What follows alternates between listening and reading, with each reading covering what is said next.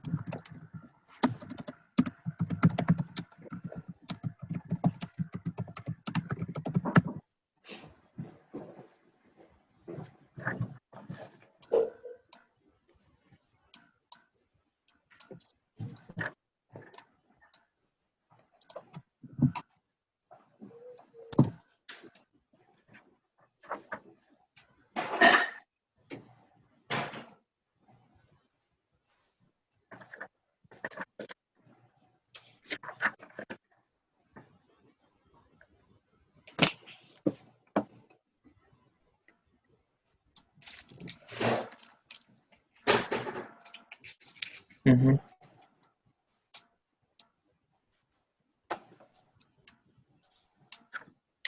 Hola.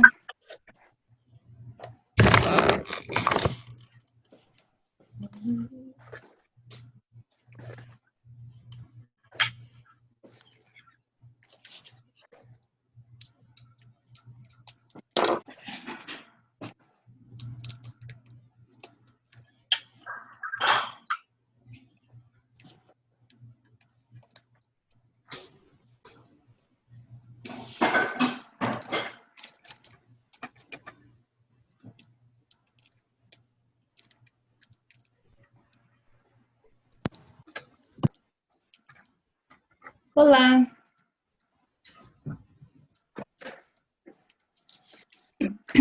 I was just about to say, I'm surprised that there aren't more people here. Me But too. I wouldn't be surprised if I only had one Spanish 122 class and I had about 5 people, but I have like 3.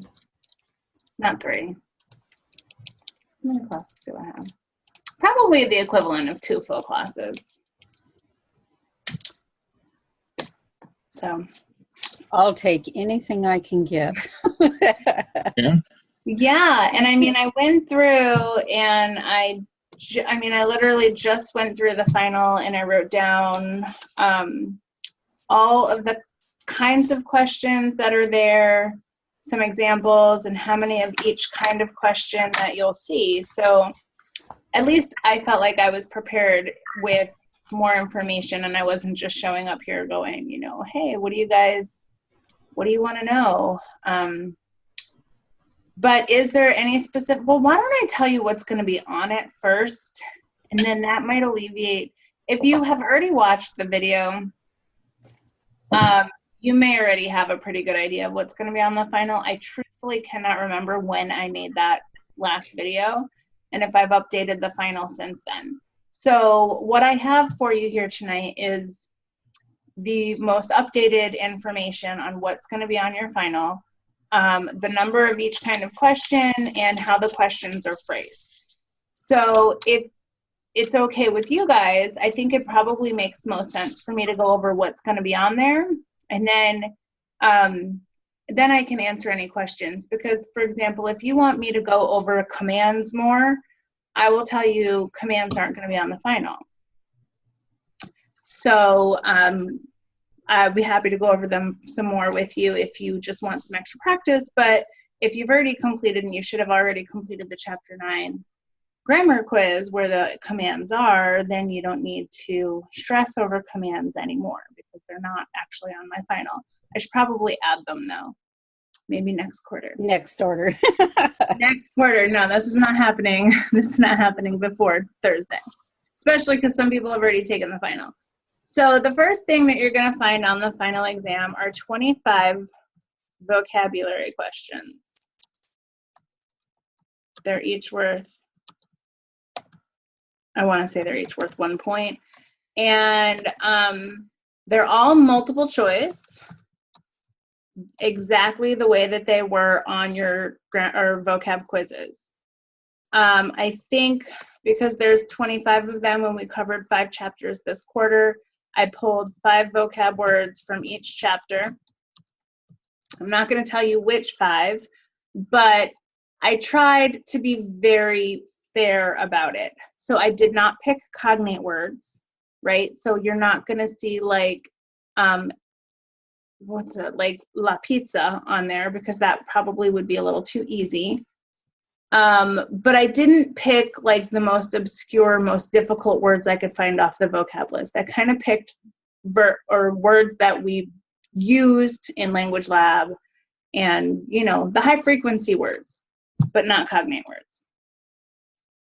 Okay, so that's what's the first thing on there. It's 25 vocab questions. They're multiple choice, and there's 5 from each chapter. The next thing on the final, it goes all the way back to chapter 5. So it's going to seem like completely forgotten information. At least it was for me. And the questions are phrased like this. There's 2 of them, by the way. So I'm just going to put 2. And I'll put, I'll title this section. There's only 2 questions in it, but I would title it like,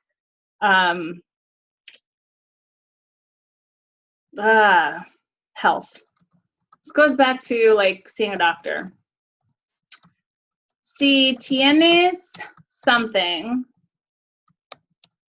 debes something. That's how the questions are phrased, and they're open-ended. This is not multiple choice.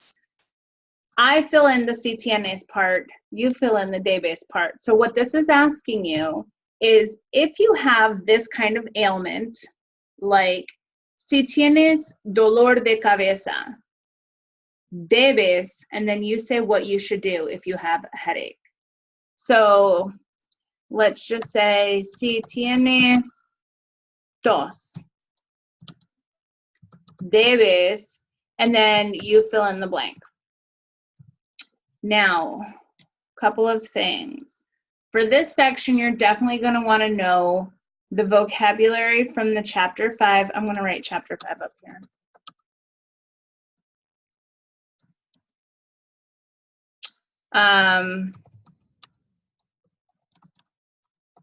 The vocab or the phrases from seeing a doctor, that kind of stuff. So si tienes tos, debes, and it's open-ended. So you can answer anything, basically anything from that section of your vocab that makes sense. And it's really hard for me to even mark any of these wrong if it even remotely makes sense. Get creative and think out of the box. One thing that I'm looking for in this section, though, is what are you going to put in that blank? What kind of word? Are you going to put a noun? Are you going to put a verb? Are you going to conjugate the verb? What's going in that blank? An infinitive verb. Yes, very good. An infinitive verb. So don't conjugate the verb that goes in that blank. It's going to be a verb. If you have a cough, you should. What would you do? What would you say? Give me some examples. What would you put in that blank? Whoops. Go lay down. Okay, go lay down. Tell me in Spanish. Ir. Acá, a la cama. Good. Ir a la cama. You could all say acostarte. Right? Lay down. That's a reflexive verb from chapter 5.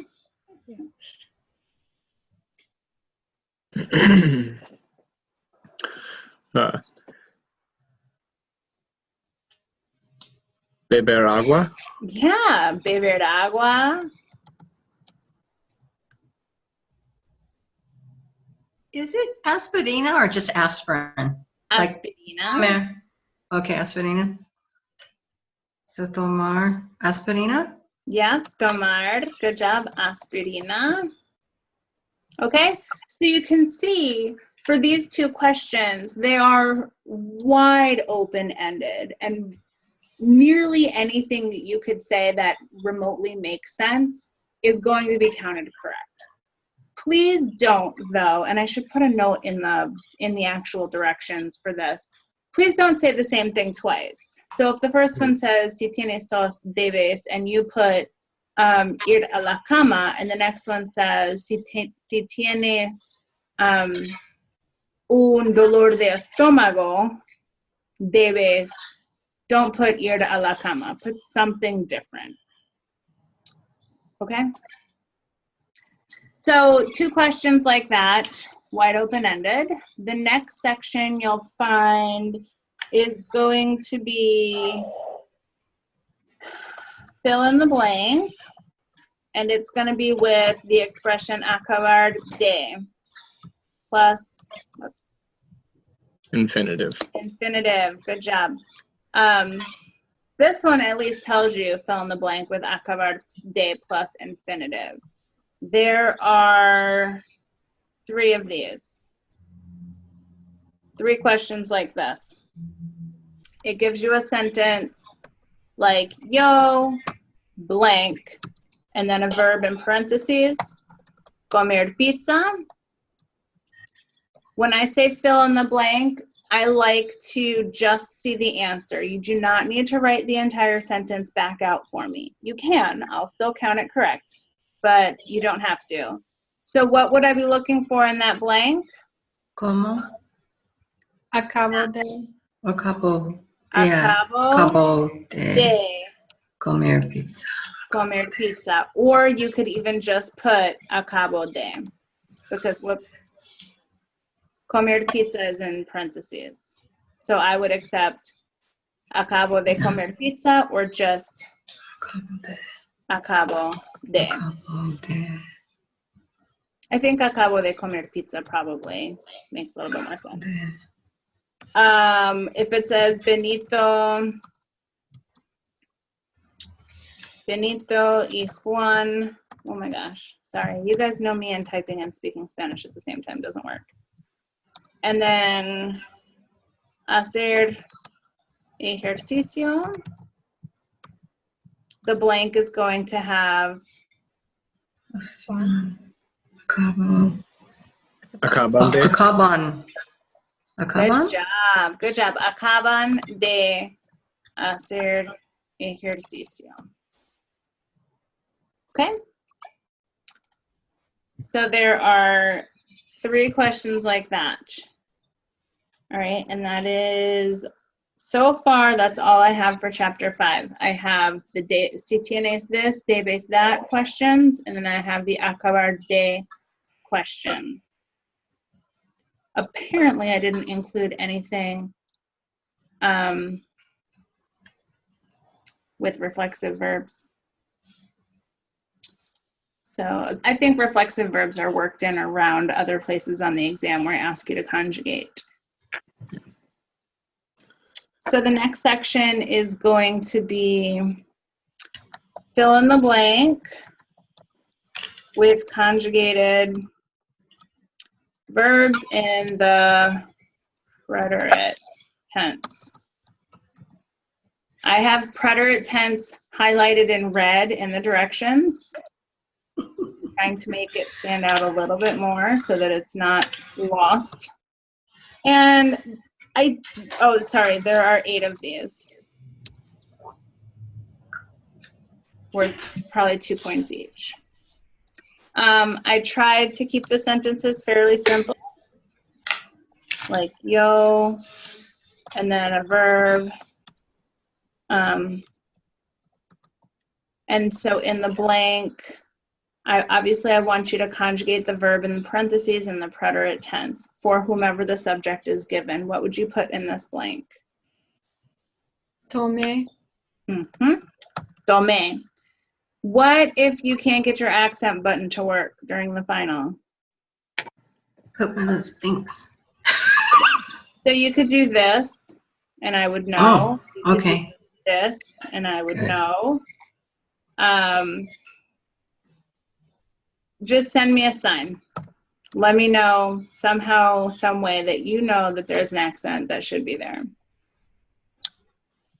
Here's another one. Ellos blank. And the verb is eared. Una fiesta. What would you put in this blank?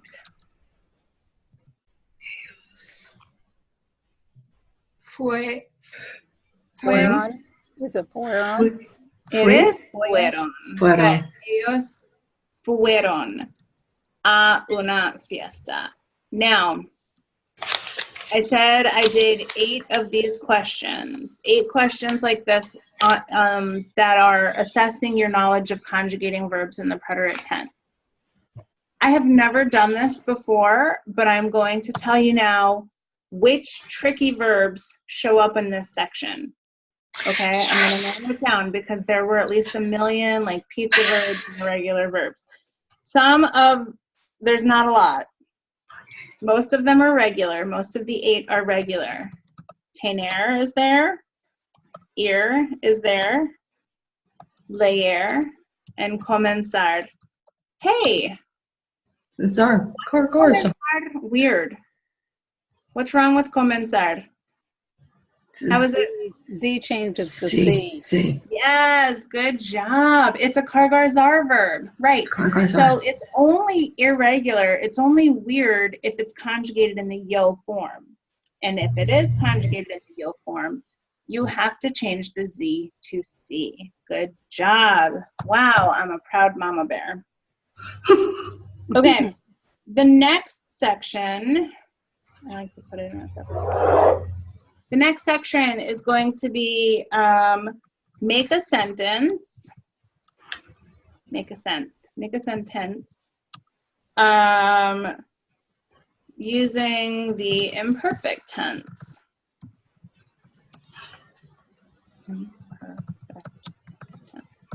All right, there are 6 of these. And they're probably also worth 2 points each. For the format of these guys, I give you a subject, a verb, and then the rest of the sentence like this.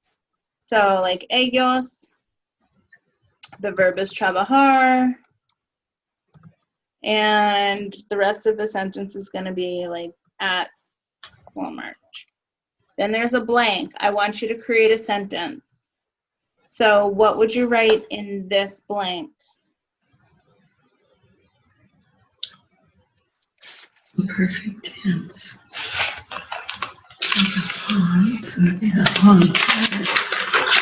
Did you guys forget that we learned the imperfect?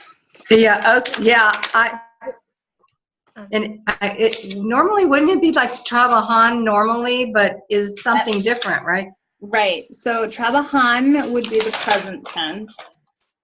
Trabajaron would be the preterite tense. Remember the imperfect tense was the abas and the ias? Yeah. The abas and the ias. Yes, yeah. So trabajar is an AR verb, so it would get the aba or aban for ellos. Yeah. Yes, aban. Trabajaban. Walmart. All I'm looking for you to do here is be able to conjugate the verb in the imperfect tense. Remember, the imperfect tense was just lovely because it had the abas for the AR verbs and the ias for ER and IR verbs. It only had 3 irregular verbs in the entire verb tense. Here's another example. Something, bear, Ir, ser, and bear. Yep. Bear, yeah. Nosotros. And then let's do this one. And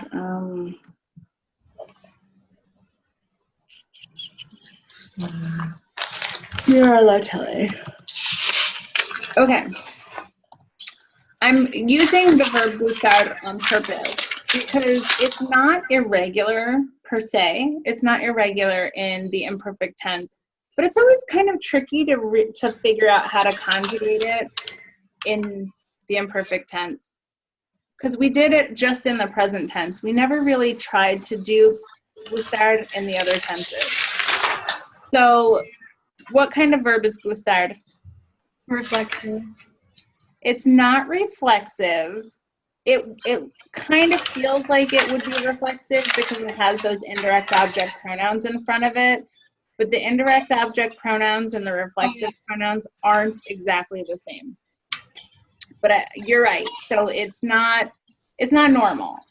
We have to use those the mete, le, nos, os, or les out in front of it, and then it's an AR verb.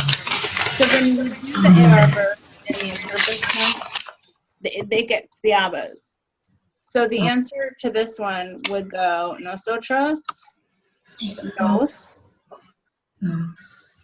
Gustábamos. Gustaba. Nos gustaba. Remember, gustar is either a or an. So in the imperfect tense, it's always either gustaba or gustaban. In this case, it's gustaba because it's followed by a verb. Nos gustaba mirar la tele. Okay. There is a question with gustar in the imperfect tense on the final. That's why I wanted to go over that with you. The only ones that are on there that are irregular are ser. Gustar is not irregular, but it works a little differently, so I put it here. And then ver. Do you remember how ver was irregular? Yeah, it was just that you kept the E instead of. Right, exactly. You kept the E. Like, oops. Yeah, sorry. I spelled that one wrong. Like that. So there are 6 questions like that.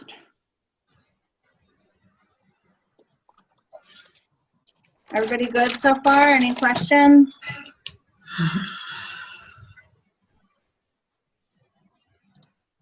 No? No. Save your questions for the end if you like. Yeah. So, okay, the next section is on direct object pronouns. There are 3 of these guys. Here's what they look like. Exactly the way we practiced them in Language Lab. Question. ¿Quieres comprar el vestido? The what? The what? Vestido. Vestido. What are you going to replace it with?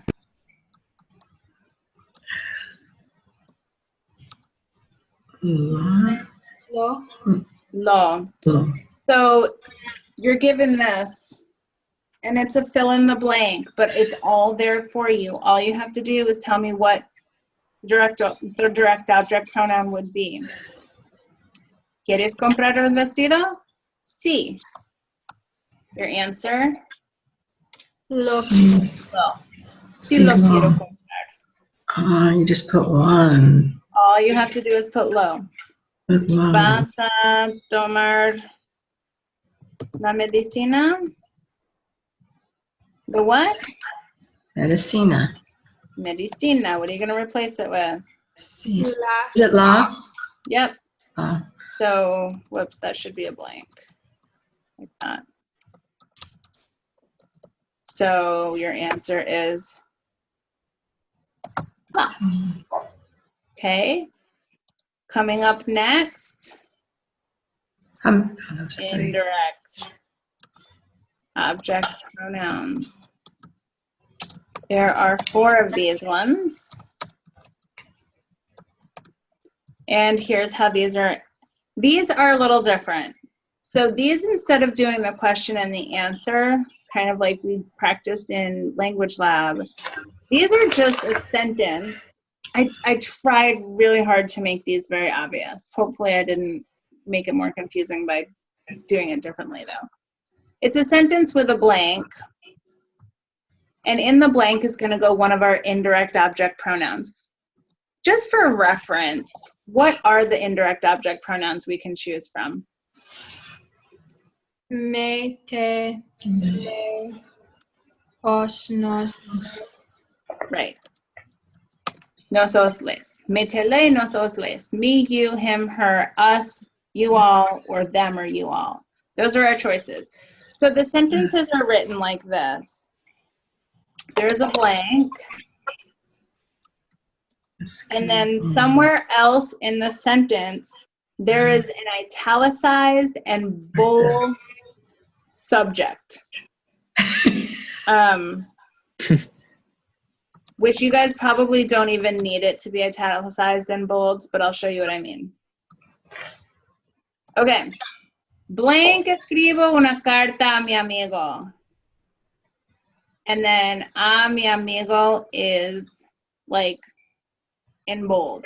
So the question here that you're gonna ask yourself is to who?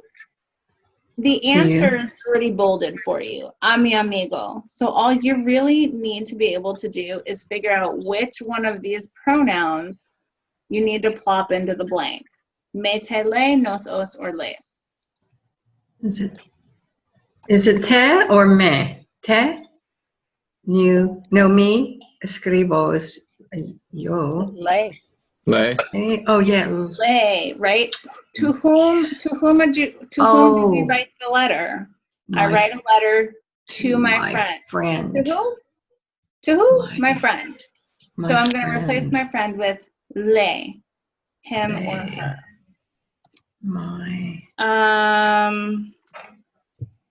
Voy a dar un regalo a ustedes. And the a ustedes is bold. Les. Right. So in the answer, now again, you don't have to write anything else. You don't have to rewrite the sentence. You don't have to answer. These are not questions that need an answer. You're just figuring out, based on what you see in the sentence, who the indirect object, which indirect object needs to be in the blank. Le escribo una carta a mi amigo. Voy a darles un regalo a ustedes. Okay? So far, so good? Yep. So far. Of course, we're going to follow those with double object pronoun question. There are 4 of them. They are phrased like this. We're going back to the question and answer. Llevas comida a tu amigo? Now, unlike on your grammar quiz that you guys just took for chapter 9, I didn't write here the what for who, because I want you guys to be able to hopefully come up with that part on your own. The what for who. I did, however, write the answer. And you just put the pronouns in the blank. So, llevas comida a tu amigo? What would you put in the blank? Si, yo. Se la llevo. Right. This one be yo. Si, yo se la llevo. The what is comida. We replace it with la. To whom is amigo. We replace it with le. Our pronouns are le, la, which we can't have next to each other, so we need to change it to se la. Se la. Mm-hmm. I think I was doing that backwards then. You were. I think. Gosh, I get it in my head and I get it backwards. And I was trying so hard. You have no idea. Oh, I'm sure, especially for you, because I mean, if this is something that you struggle with in English, I'm sure you were trying this really hard. I guess the who comes first and then the what. The who comes first and then the what. Right. The what. Okay. So think about it like this. You find the who, you got to find your person first before you buy a house. You find your soulmate first. You find the who first, and then comes the ring, and then comes the house, and then the who comes first, and then the what. Okay. I don't know. Who? I don't know if Okay. that helps. Maybe. Maybe. Okay. No, it does. You got to find the right person first. You can't get married. You can't get a ring. You can't get a house. You can't get everything else if you don't have the who, right? You need the who. Who am I to say you can't have all that? You can certainly go out and buy yourself a house and buy yourself a ring. I'm not trying to get all existential on y'all. I'm just trying to remember who comes first and then the what. First comes love, then comes marriage, then comes the baby carriage. Remember that? Yeah. I don't think they do it now. Do you guys get this now? Are you familiar with that saying? No. I don't think so, Amy. Mallory, have you ever heard that? No. Yeah, you have? Good. Okay, all right, good. How did it was like someone and someone sitting in the tree, right? Kissing, Kising. Yeah. Comes love, then comes marriage, Yeah. then Comes comes the baby in the baby carriage. Yeah. Okay. ¿Me das dinero para una casa? Oh, speaking of houses. And then the answer is no. No. Okay. So what's the what? Dinero. Dinero, which you're going to replace with. Lo. Very good. To whom? You. Me, right? So Me. if the question is me, the answer is going to be Te. te. Good. So hopefully. So who comes first, Marcia, then the what? So what's going to come first here? Who? De? Te. De? And then the what? The first women. My mind's saying opposite right now. Hold on. It's the who comes first and then the what. Right. And the so what was the la casa? No? The money. The money. Give me low. It doesn't say you give me a house. It says you give me. Give me what? Give me money Money. for a Okay. house. So then it would be low? Yep. No, no te lo doy. No, I don't Te give lo. that to you. I don't give it to you. Dead low. Okay. You joke. Those are how those go. Those are as simplified as I could make them. Okay.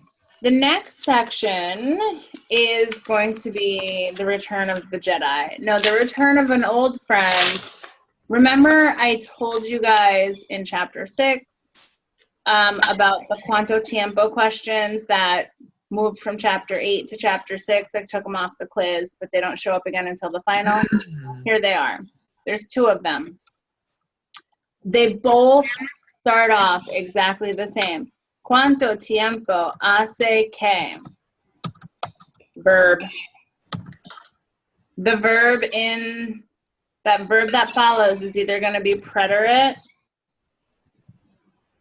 I'm trying to figure out a way to write this that makes sense. Preterite or present. And that's going to determine, I should put that in the parentheses. A verb in the preterite or the present, which is going to determine what question is being asked of you. ¿Cuánto tiempo hace que? Verb in the preterite means how long has it been since you did that thing. ¿Cuánto tiempo hace que? Verb in the present means how long have you been and still are doing this thing. These are open-ended questions, so I want you to type the whole answer. So I'll give you an example. If it says, there's 2 of these, by the way, just 2. One is going to be present, one's going to be preterite. So you guys just need to be able to recognize. ¿Cuánto tiempo hace que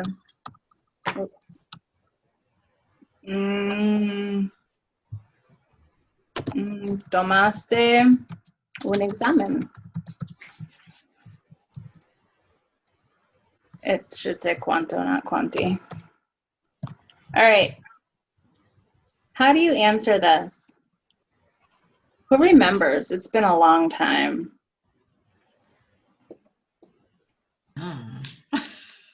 Nobody remembers. Gosh, I'm glad I'm It with was you. really a fun. Don't you just replace the verb? Hace, however, oh no. No, yeah. So you start with ase. Very good. And then Ase, you fill in the amount of time. So I will say you guys have probably been taking exams. Maybe you took one Today. 6 hours ago, right? Hmm. So say hace 6 horas que, and then put the verb in the yo form. Tomé un examen. So this question was in the preterite, right? Hopefully you recognize that the tomaste was preterite, not present. How long has it been since you took an exam? You are always going to start your answer with hace and then fill in the amount of time. 6 horas. Que, conjugated verb, keep it in the preterite. Tomé un examen. ¿Cuánto tiempo hace que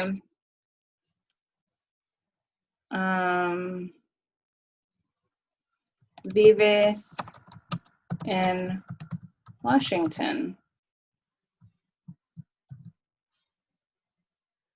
How are you going to answer this one?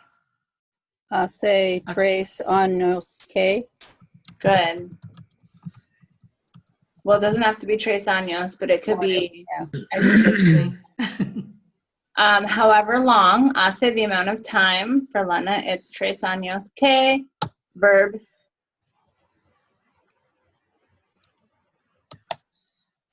vivo. Good. Verb in the present tense in the yo form in Washington. Okay, so your answer for these guys, always start with hace. Doesn't matter which one. Hace, the amount of time, que. Hace 6 horas, que. Hace 3 años, que. Hace 2 meses, 3 semanas. Verb. The verb is important. If it's in the preterite tense in the question, it's in the preterite tense in the answer. If it's in the present tense in the question, it's in the present tense in the answer.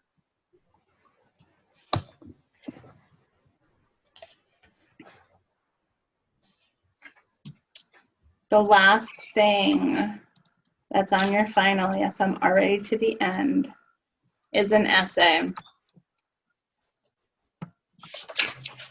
There are a lot of writing prompts for your essay, but the basic gist of it is that you're going to be writing about your childhood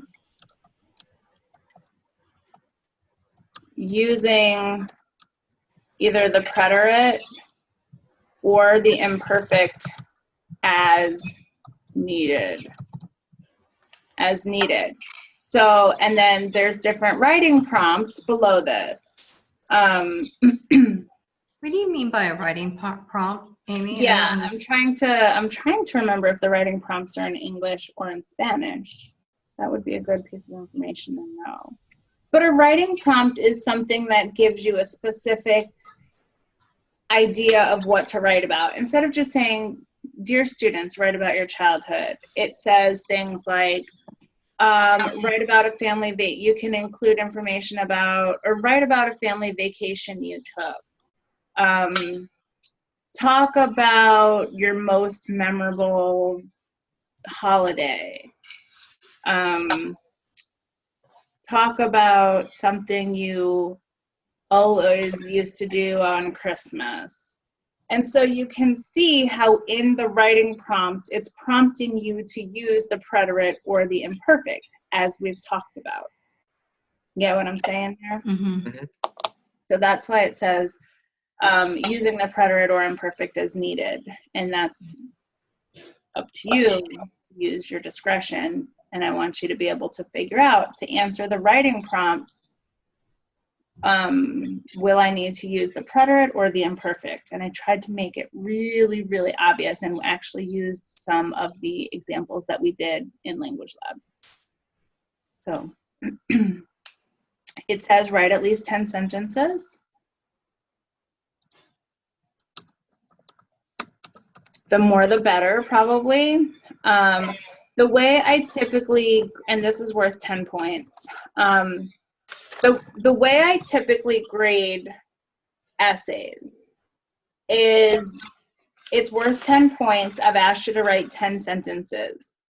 You get 1 point for each correct sentence I can find. So if you're a person who writes exactly 10 sentences, but 3 of them are just wrong, like I guess the verb is not conjugated correctly, I don't really understand what you're trying to say, I would only be able to give you 7 out of the 10 points because you wrote 7 good sentences and 3 incorrect sentences. However, if you write 15 sentences and the first 6 are wrong, or the first 6 are good, I go 1, 2, 3, 4, 5, 6, the next 2 are bad, I don't get those, so I go no, but then you write 5 more that are good, you've gone over 10, and I found 10 correct sentences to give you credit for. You see what I'm saying? So writing more than 10 sentences is good because it kind of gives you a little bit of a buffer zone. I'm trying to get you all 10 points on your essay.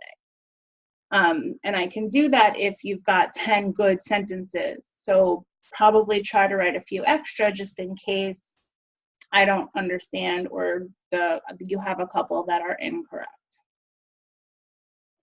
Okay. Hey. Did I miss anything on the vocab? Or did we go through vocab? How many? No, all I said about the vocab was that there's 25 questions. They're each worth 1 point. And I took 5 vocabulary words from each chapter. So I went back to chapter 5 and I picked 5 vocab words from there, 5 from chapter 6, 5 from chapter 7. I did not specify which vocab words I put on there. I said I most likely didn't use cognate words, so not the super easy ones like aspirina, but nothing that we didn't include in our conversation and stuff in language lab. Conversations or in the quiz or the quizzes? They may or may not have been on the quizzes. Okay. All right. Okay. I don't think I just pulled the quiz questions onto the final. I may have doubled up some of the words from the quizzes. Okay. All right. Okay, Mm. so say about the middle of chapter 9 with prepositions, location, adverbs, and the expressions for those. The giving directions portion that we did for our capstones. So that is not on our final. Other than I assume northwest or up for grabs as far as vocab is concerned. Yeah, right? yeah, exactly. Okay. Yep. Yeah. But that same thing could help us in our essay. Absolutely. We used to drive south to so on and so forth, and it gives you more ammo. Okay. Absolutely. It puts Awesome. more information up here.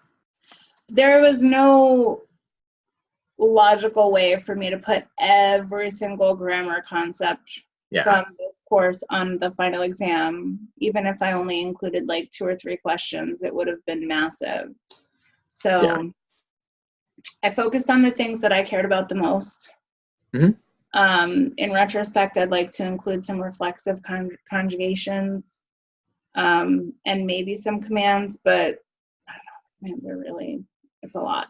So I don't know, but this is how it is for now. This is how it's been for years. I'm not going to change it between now and Thursday. So yeah, I think it's fair. I do. Spanish 122 grammatically is really tough. I think it's even harder than 123 in ways. There's a lot to remember. 123 is less conjugation. Wow. So how long do we have for the quiz? I don't think I put a time limit on it. Good. I don't think I put a time limit. Good. Yeah. Take as long as you need.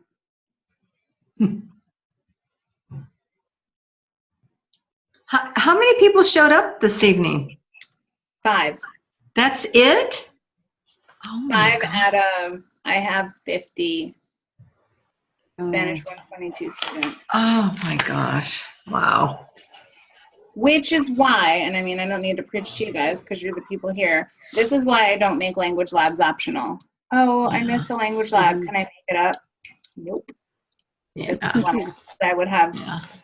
I would carve out my life to be here, and I would have like 1 or 2 students. And everybody else, Oh. would be like, I'll watch the video. Yeah. No. Wow. Okay. All right. Thank you, Amy. You've been awesome. Thank you. Just way, way, way awesome. Just for everything, making sure that we understand it and get it and try to get it. And try and try and try. Yeah. We try. We all try. I don't know what else I could do. I mean, I'm always open to suggestions. Always. If there's anything that I could do to make this class better or more comprehensible via an online environment, there's any other components that I could have included or should include in the future, you know, let me know. I like how you prefaced the capstones to agree with the preterite and imperfect, because that helped me even going back and studying what we did. Yeah, I tried. The capstones, very different Spanish 122 than they are for my 121 class. Very different. And I tried to make them a little bit more practical this quarter. The partner thing is either really great for people or it sucks. And I still believe in my heart that it's great for more people than it sucks for. So every quarter I'm like, should I just take out the partner thing and make it some other kind of project? But what usually ends up happening is if it really doesn't work for somebody, I just let them do it on their own. I think it's really good to practice face-to-face like that. I think it's a very positive. Yeah, like Positive. more than just in language lab, Mhm. having that extra. And you have to go over and over the words so that you know that you'll be recording them, and that helped me a lot. And the only thing I felt on that, Amy, is that if you have a really busy schedule and you can't connect with the other person, or the other person can't connect with you, that trying to get together time is really difficult. And that's the only thing that I thought was a little difficult, is trying to get the other person, or she trying to get you to, commit. And especially if one person wants to do it earlier than the other person. Do you know what I mean? Yeah, Getting it done, and done with. Right. Yeah, so I think it has to do with, your scheduling, how many classes you're doing, what else you're doing, that whole scheduling thing. But I think, honestly, I think it was a lot of fun. I mean, to do it with somebody else and to get in the whole thing, and practice and pretend that you're there, in that whole mindset. I think it's awesome. Yeah, I do. I liked it too. I used to do it in my class all the time in middle school and high school. Acting stuff out was it's so much fun, I thought, anyway. Yeah, it is. So, okay. I actually just had a little bit of a thought on the subject, and it, for what it's worth, it might help you out in the future. Just with keeping that around, is that the same type of really simple little module that you use to determine like who's going to be at what language lab. Maybe there's some way for the students to like post on a board, or I don't know, something like that says like I'm typically available this time of week, and then either you or students can pair up from there. But that's a good idea. Like morning availability, afternoon or weekends. Yeah, And totally. then I Mhm. try to pair students who have morning availability and pair Mhm. students who have evening. Yeah, that's Yes, a good idea. that's a great idea, David. Yeah. Oh, thanks. Yeah, and I actually wasn't able to get together with my partner for the last one, so I just recorded it with my wife. I think I love left that a note too. on you, left a note for you, but yeah. That's I've had a awesome. lot of people do that. I kind of like it. I'm like, ooh, David's wife speaks, Spanish, or I have had to do it with their parents before. Wow. I've Okay. seen it all. Maybe not every year, every quarter I see something new, but it's fine. I don't care. I'm just trying to get you to speak Spanish. I don't care who you speak Spanish with. Okay. All right, guys. Well, if you don't have any other questions, I have had such a nice time getting to know all of you guys, most of you for 2 quarters. So best of luck.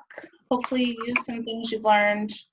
Hopefully I do see some of you guys next quarter. And good luck on all your finals and have a great spring break. Yay. Thanks, Amy. Thank you, Amy. Adios. Thank you. Adios.